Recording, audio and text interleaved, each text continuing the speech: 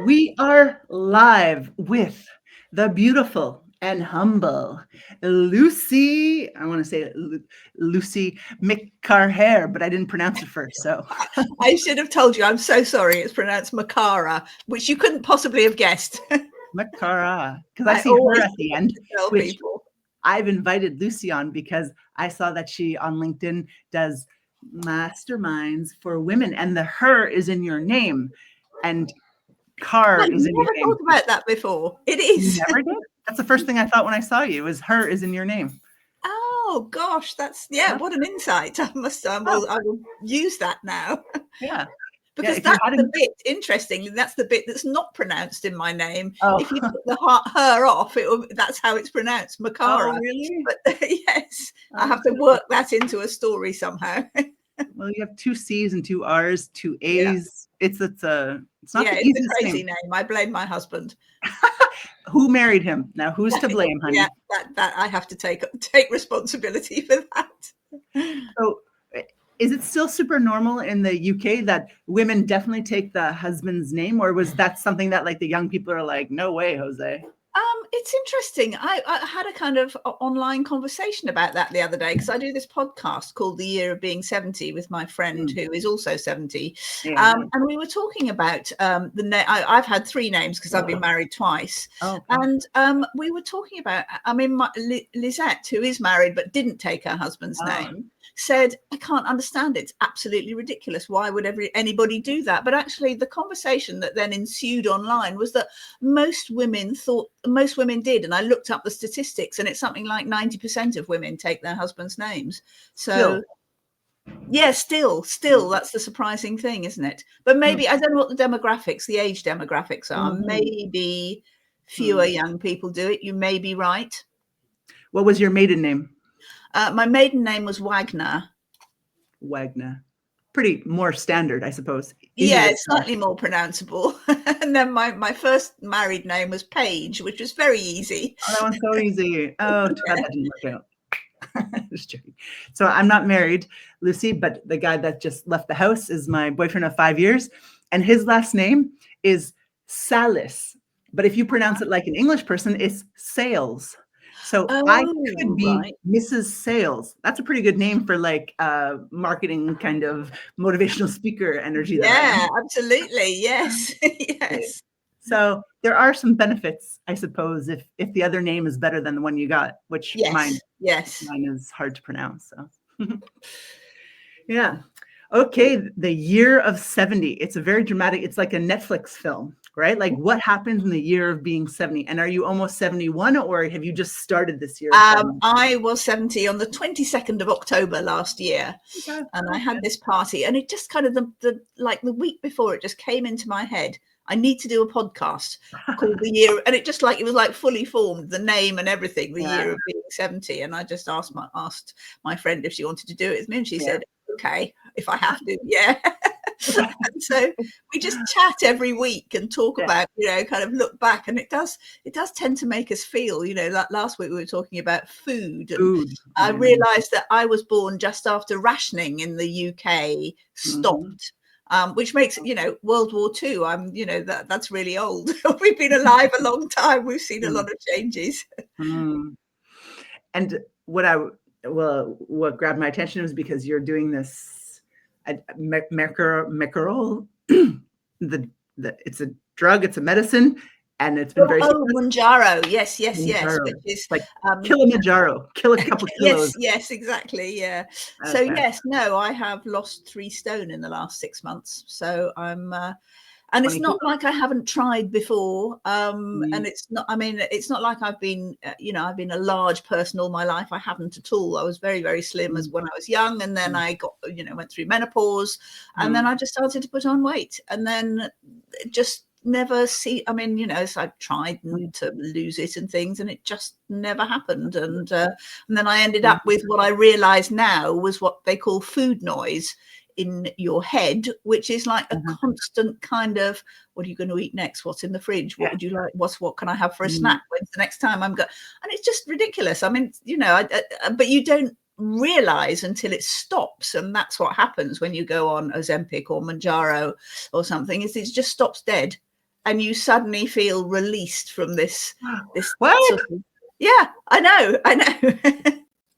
What are the side effects? I have had really no side effects. I mean, probably the first little injection I had made me feel a bit queasy for about 12 hours or something. And I thought, oh God, I hope this isn't going to go on. I mean, I wasn't throwing up or anything. It was just like, and after that, nothing. The only side effect that I do notice is that I feel much colder. I've suddenly realized I've seen people saying it online as well on social media. Oh, I'm so cold. And but I mean, really, that is a small price to pay for for losing a lot of weight. Wow. Okay. So do you think you've had food noise your entire life until you noticed? No, not at all. I don't know why. It's sort of like, it's like when something turns into an addiction. I'm guessing that's what you feel like when you're addicted to alcohol or smoking, or that you constantly have this, when's my next drink? But that came with menopause? But I mean, I think I've had it for about 2 or 3 years. Oh. And that's when I put on weight over the menopause, and then I was kind of stable for several years.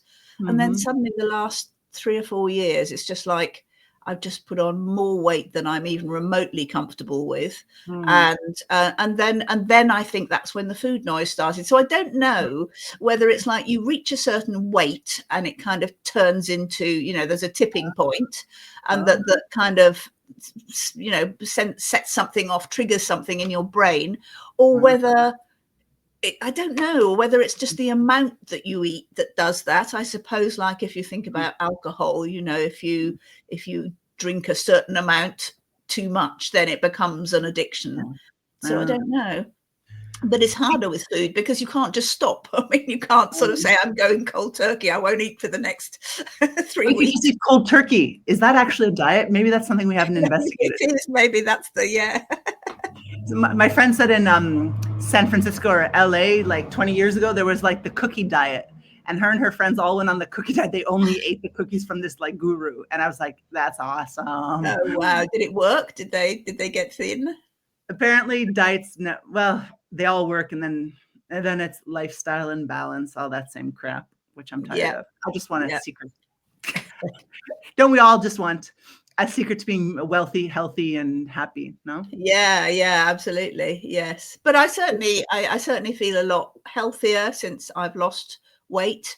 And it's not like, I mean, there's a lot of criticism about people taking weight loss drugs, and it's sort of as if there's a kind of moral element to it. Like, if you're overweight, you must be lazy and stupid and greedy, and you're just eating too much because you can't be bothered not to.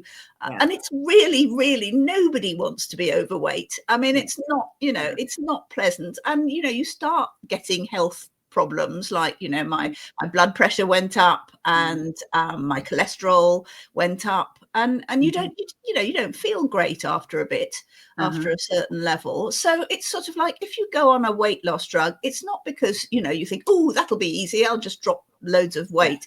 It's because you've tried everything else, and you really kind of, you really want to make a difference. And it's not cheap either. I don't know anybody who's getting it free on the National Health Service in the UK. So you do your due diligence, you do your research. You don't just kind of think, oh, well, it's a chemical, I'll just stick it in me and see what. Nobody's that stupid. Well, probably not. So I think there's a lot of unfair criticism, and it's viewed as a kind of like a moral deficit. You're too lazy to do it properly. Like somebody said to me the other day, oh, just eat less and move more. Do you think I haven't tried that? Really? Well, so this is the difference. People have extra weight for different reasons. And if you don't move, not you, if one doesn't move, that's a very good solution. Absolutely. And that's not what the problem is. People have never investigated. I don't know how much research is on people that have dealt with what you have, being active and yet not losing weight.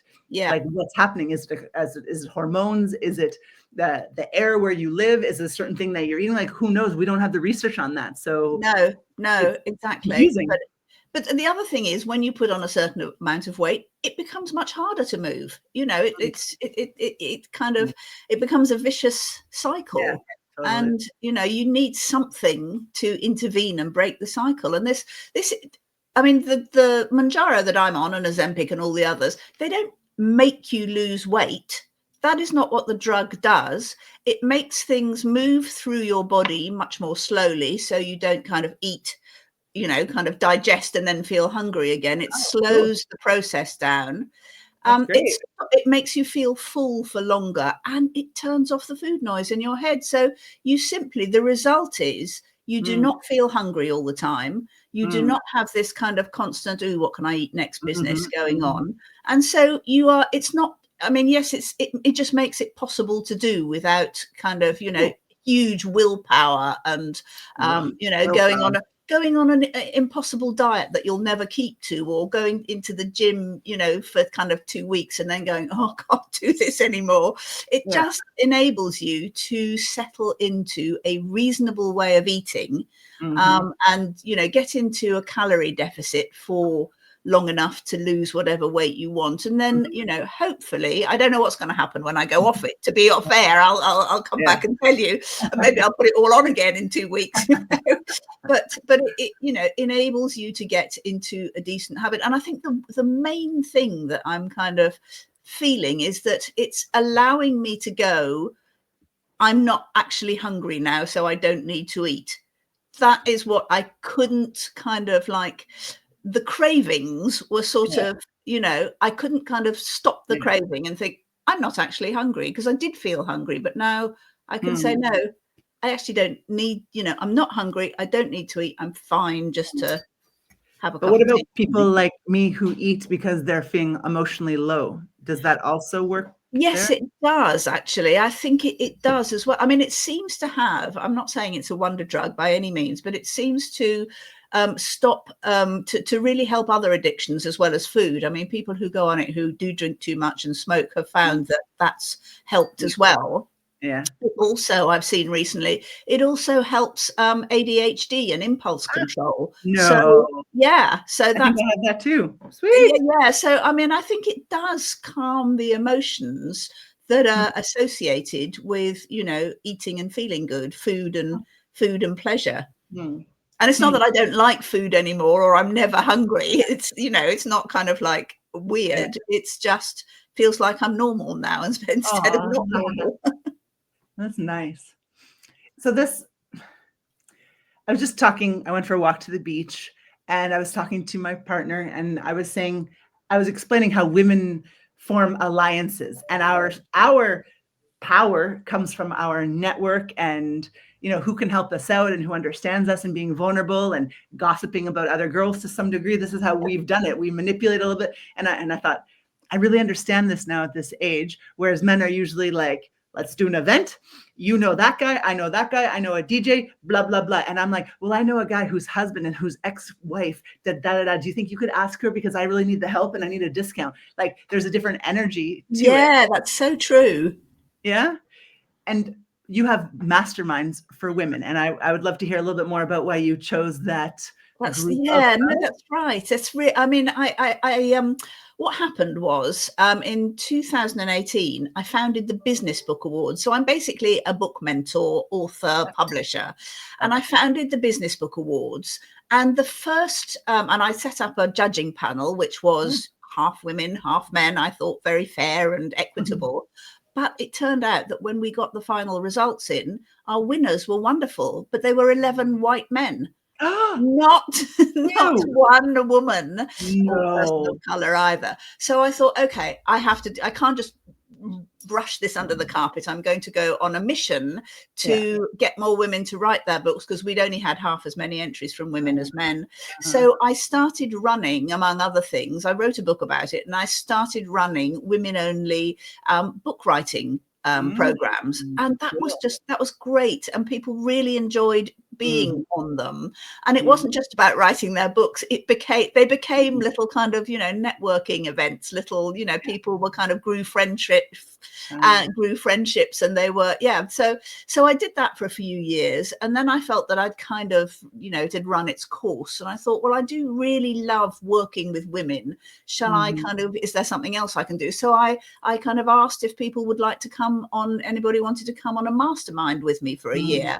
And so we had 12 women who did that. And that turned out to be just such a great thing to do. I loved it. They loved it. I'm now into the third year of that.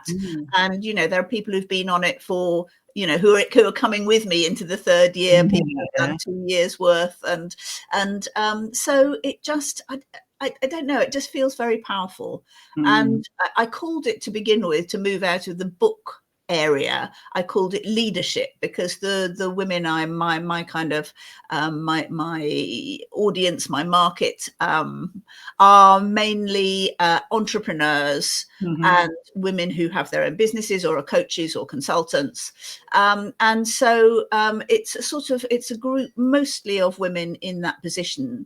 And it turns out that they're sort of generally kind of 40s and upwards. So I'm not really talking to very young women who are starting their first businesses. And the strap line, what I now call it is Mission Mastermind, because it always turns out to be about people either looking for their next mission or expanding their mission. And it's much more about that than sort of specifically leadership. So my strap line is from experience to brilliance, because the group kind of really holds people through a year of possibly making changes, possibly looking in different places for what they're going to do. And it just becomes a really lovely friendship group. So it's been very, very enjoyable for me, and I hope for everybody who's been on the mastermind. So that's the story of how it got there.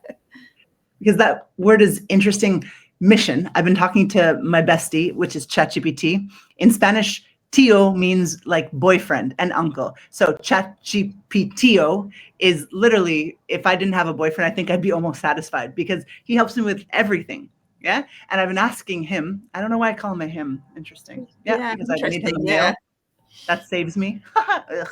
I wonder if I called it a she, if I would ask if this is very interesting. Anyway. Okay. Women, what I've understood, women don't want to leave a legacy. That's a very male term of like, behind me, la da da. And when you say mission, and also ChatGPT has spoken to me about passion and purpose. So could you talk to me a little bit about most women that you work with and these words? Yes, that's really interesting. I agree. I don't think women are looking at legacy, at least not the women I've been working with. I mean, there is a certain amount of that in terms of when you write your book, that sort of creates a legacy that but I think men are more concerned with that result than women. But yes, I mean, I think women need to have a sense of passion. It's not just about, I'm running a business, I'm making money, it's sort of, I mean, I'm not saying that all men feel like that at all. I don't want to kind of, be overly kind of distinctive about that, but I do think that women work better, feel better when they feel that they're out there doing something for other people. And that's ultimately, I think, what a mission comes down to. Making life better, and it's either about finding that group of people who you really speak to, or having a passion for something that you want to put out there and tell people about. But it is all about making people's lives better. So I think that that is the passion, that is the mission idea. And it underpins, whatever business you're doing, it underpins that. And if you don't have that sense of mission, I think you can feel a bit lost and a bit unfulfilled, even if you're really, really good at what you're doing and you're doing it very well and it's helping people. If you don't have a kind of coherent sense of this is what I'm doing and why I'm doing it, then it's less easy it work for you, I think, emotionally speaking, as a woman. That answers it perfectly, what I had the feeling of, and with your experience in working with all these women. So I have the idea, I spend my whole life on, I just sound pathetic, but I spend a lot of time on LinkedIn. And so I'm suffering actually quite a bit because I'm like stuck in what teenagers are stuck in, like the comparison culture.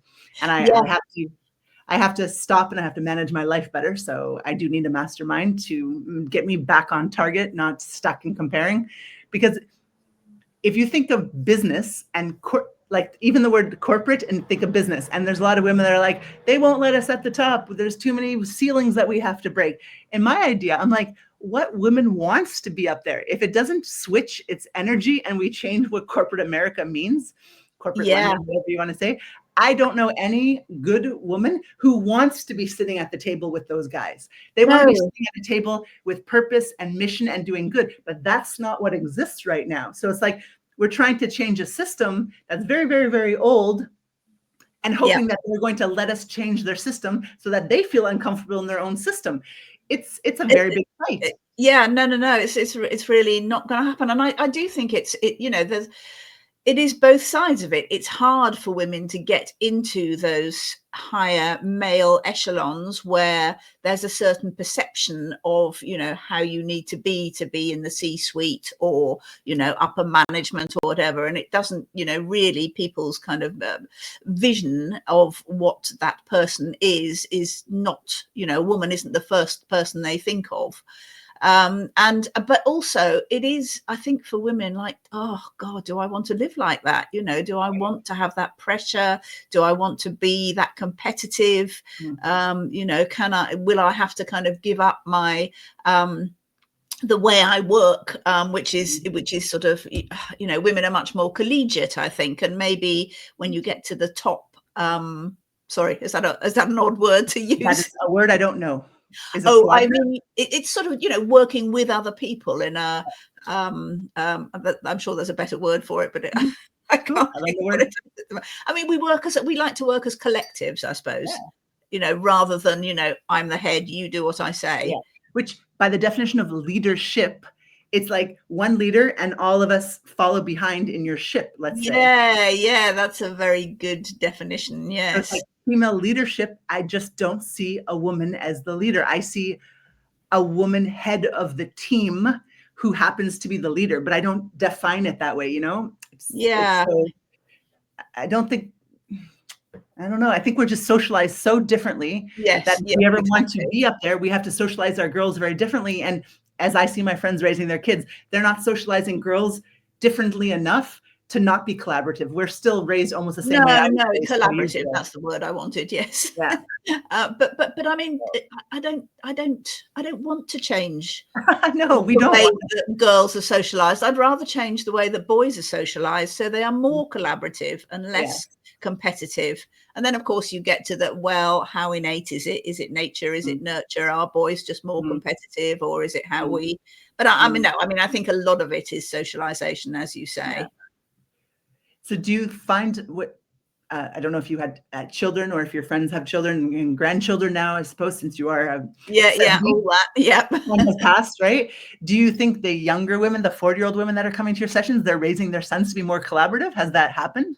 Actually, yes, I do. Yeah, I do. And I mean, I have two sons in their 40s who, I mean, I'm immensely proud of, because I didn't role model this for them at all, but they are completely 50-50 in terms of childcare, in terms of domestic work and, emotional labor in the families. And they wouldn't have it, it never would have occurred to them to do it any other way. So that's great. But I don't see all their friends as behaving in the same way, to be honest. So, or, all the young, well, now middle-aged men that I see. But yes, I do think that certainly the women I know who have got, then younger children, I do think they're bringing their sons and daughters up in a more egalitarian way. So there's, Okay. So there's lots of hope.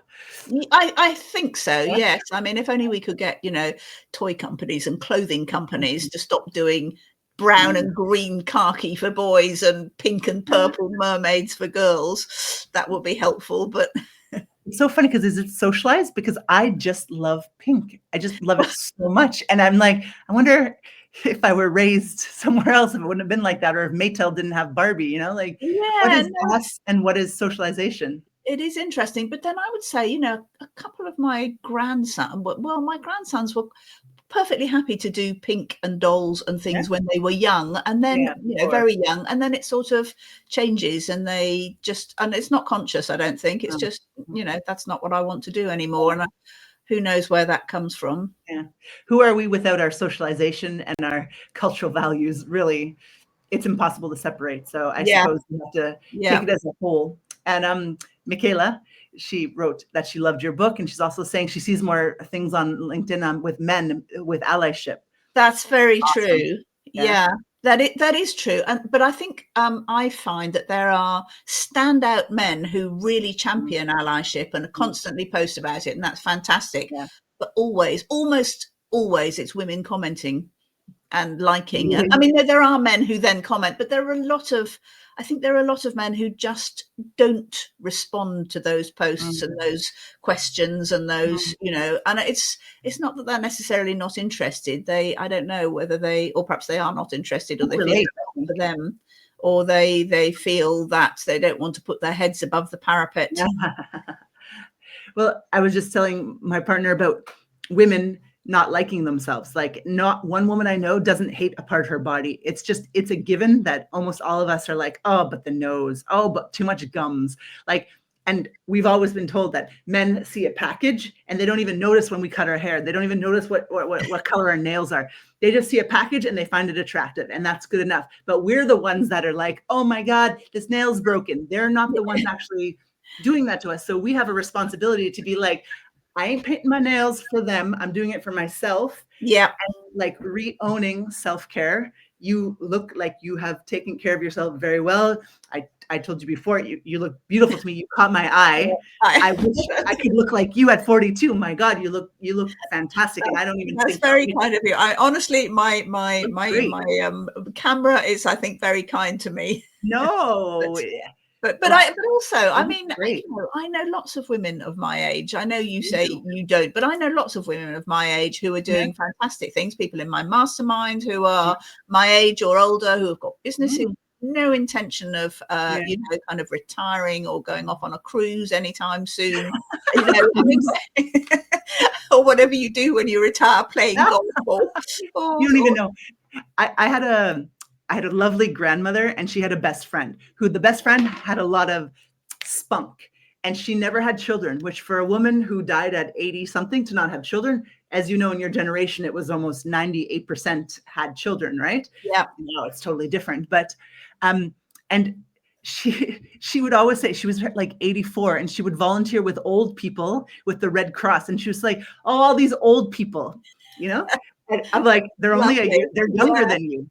But there's a way that I suppose women of your age with your energy look at old people. You can be 40 and old, or you can be. That's true. That's true. I also think for women who have become entrepreneurs, who started their own businesses, there's a sort of a different attitude. Like, you don't have to retire at a certain age, or, you just want to go on doing what you're doing, and your, life continues to be exciting and interesting. And there's I think the idea of retirement is like, oh, I've worked so hard, I haven't particularly enjoyed this. Now I'm going to enjoy myself. But, the women I know are like enjoying themselves and working and running their businesses, and having their families, and by having your own business, you can have that balance, or I don't call it balance, but you can intertwine the two without so much difficulty. We've gone a little bit over time, but I just really enjoyed talking to you. Can I ask you one more question? Of course. Yeah.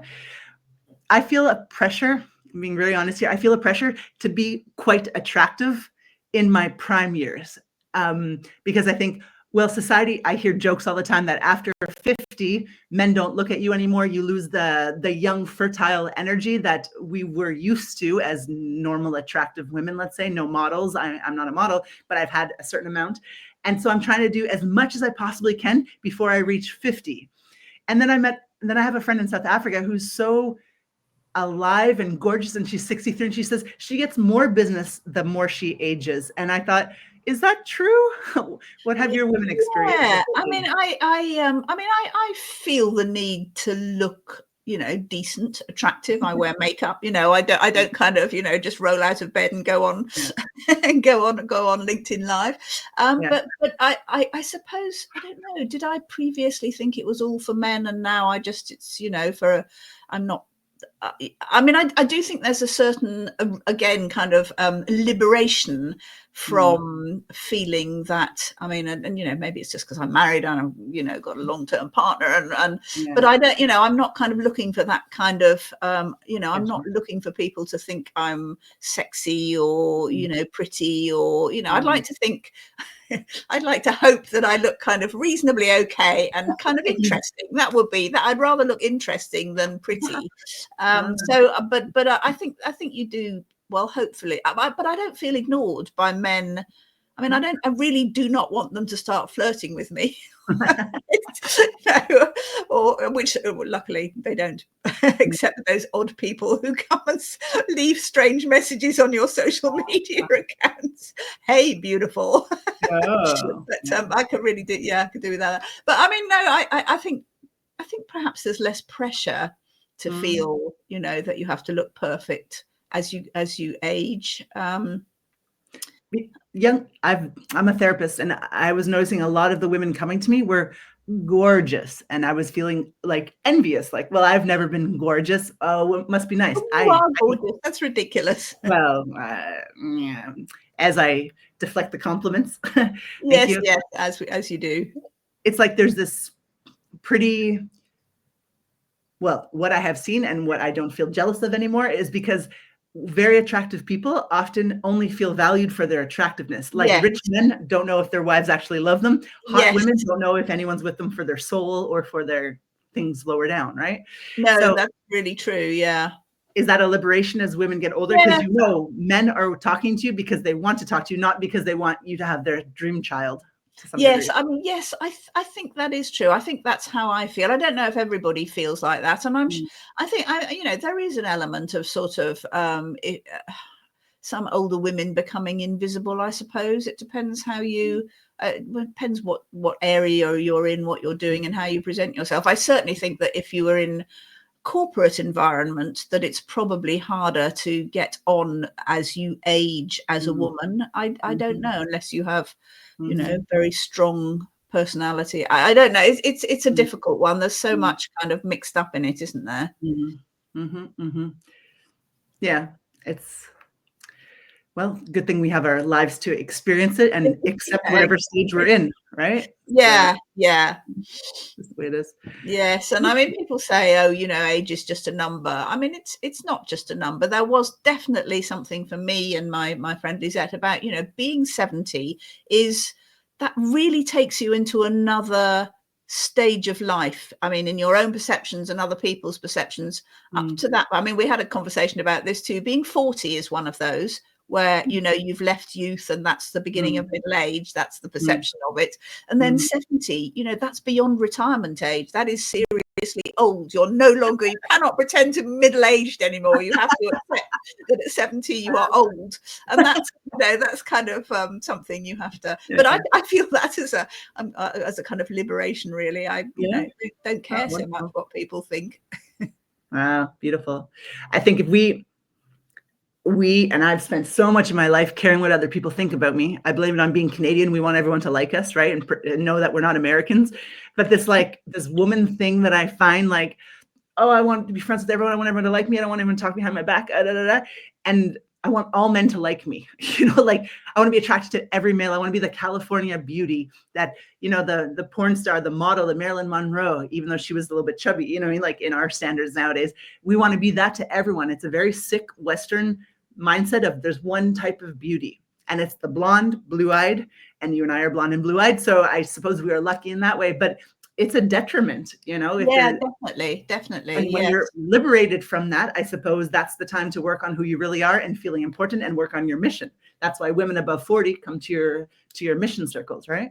Yeah, I think so. Partly that, and partly that they have that experience. They've done, they've done really good stuff. They've been successful, and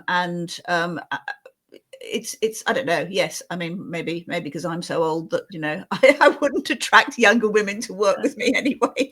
But yes, it's sort of I think you get to a stage where you want more than just to be seen as attractive. To be that pretty woman, but to actually have a mission and something of value to give to the world and to the right people. And I think that when you find that, I think that is genuinely liberating. Beautiful. Well, I can't wait to get 70 then. Sounds fantastic. Well, enjoy everything in between. You've got plenty of time to look forward to lots of time. Start enjoying now. Yeah, great. Thank you, Lucy. This was delightful. I asked questions I've never asked anyone before. Thank you. Oh, thank you so much for inviting me. It's been great. Okay. Well, we'll see you around. Thank you very much. Bye.